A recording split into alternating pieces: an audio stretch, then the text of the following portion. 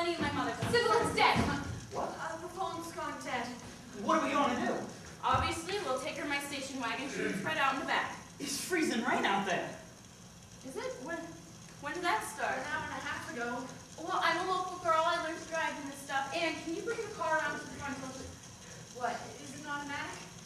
Asa?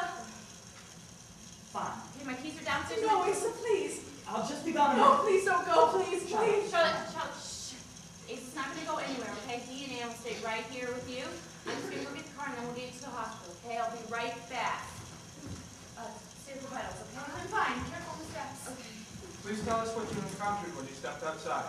Well, the ground. You fell. Immediately, it was flare ice. I tried to shuffle along, but I fell several more times. How many? I think I counted 4. Were you injured?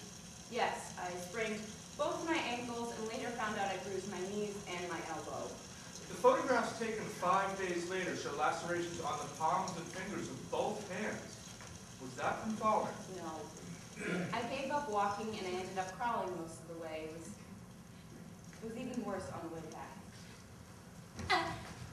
Sybil, what happened? Are you all right? I'm fine. The car's it's not going anywhere. Sit down. How's my mother doing? I believe I'm fine now, Sybil. It's amazing. The bleeding stopped completely. Her blood pressure's back up. Tell her about the baby. Its heart rate is back up to 120. His heart rate.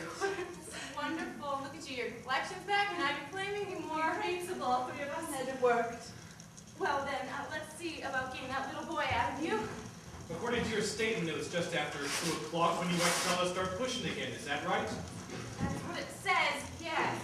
And did you anticipate a smooth delivery from that point on? No, I knew the baby's head hadn't turned and it would keep causing her discomfort as it pushed its way down.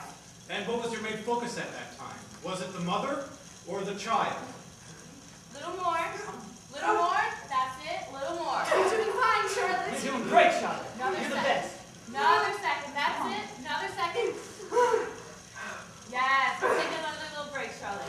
Could you please recall for us, to the best of your ability, what you said to Charlotte Bedford during that time? I told her she was doing fine. I believe I said she was the best.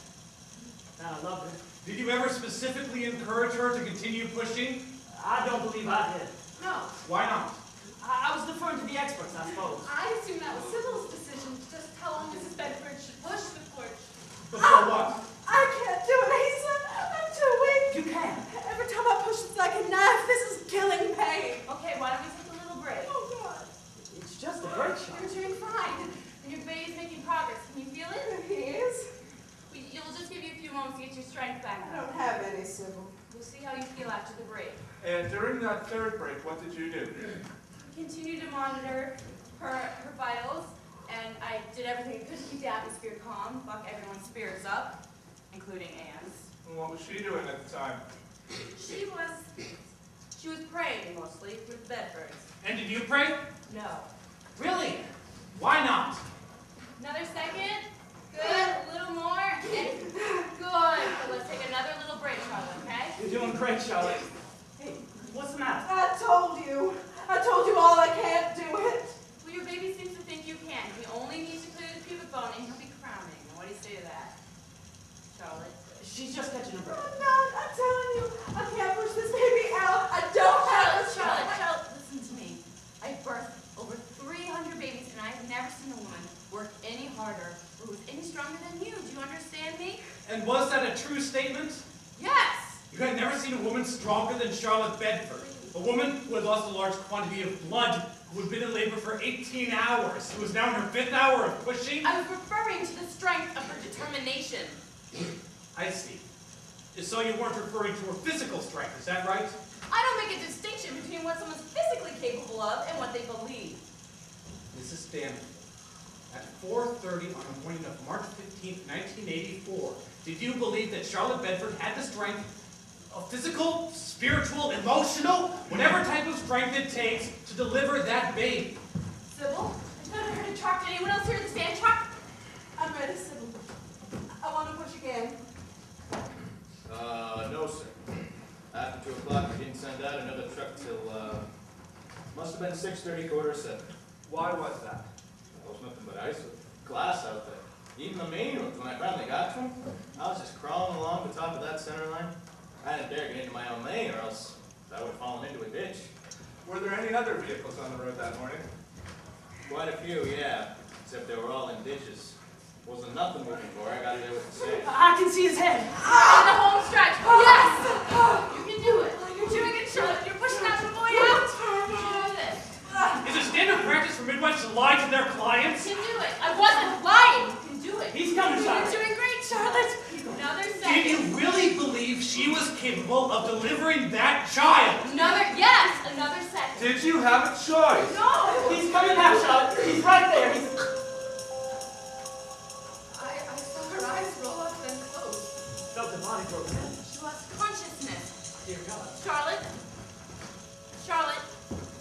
Wake up. Charlotte, what happened? Go get a cool cloth. Charlotte, What's wrong? she may have fainted. Why would she? Quiet!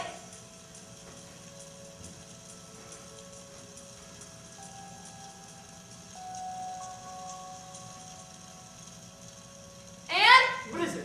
What? Check her pulse. She's not breathing. What happened? We don't know. What do you think? She may have had a stroke. Go try the phones again. Anything? No.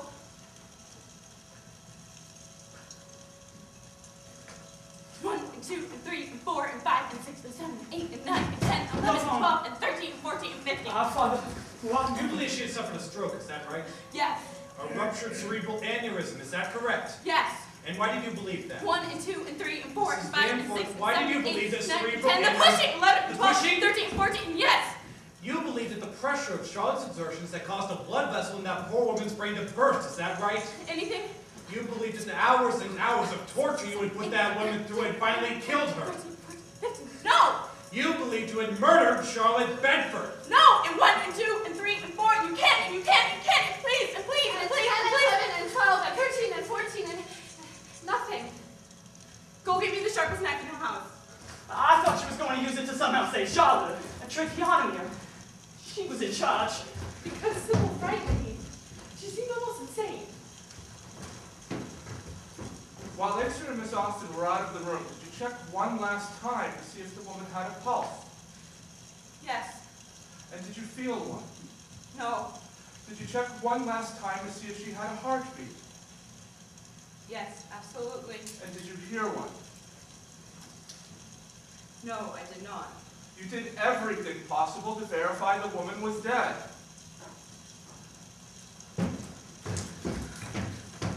I couldn't get a pulse. Can't you do more CPR? Eva, I could do it for days. She's not coming back.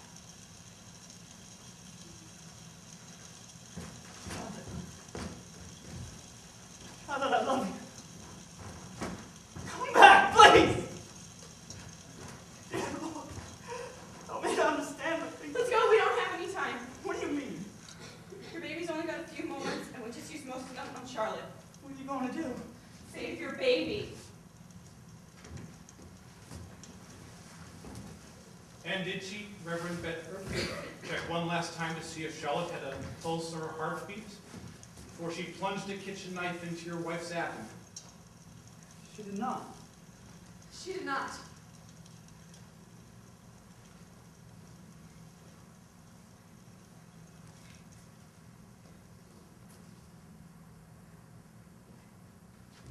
I did not.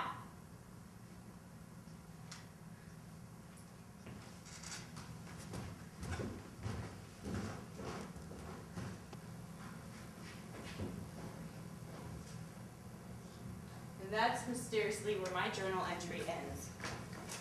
No mention of Vale Fugit Bedford, 6 pounds, 9 ounces, healthy little boy. No mention of anything Mom, that... listen. Did you know I had to use my fingers inside of her? It was too close to Vale to use a knife. So I slipped a finger into the uterus and just tore it open like it was pastry dough. Did you know that? Like it was damp pastry dough.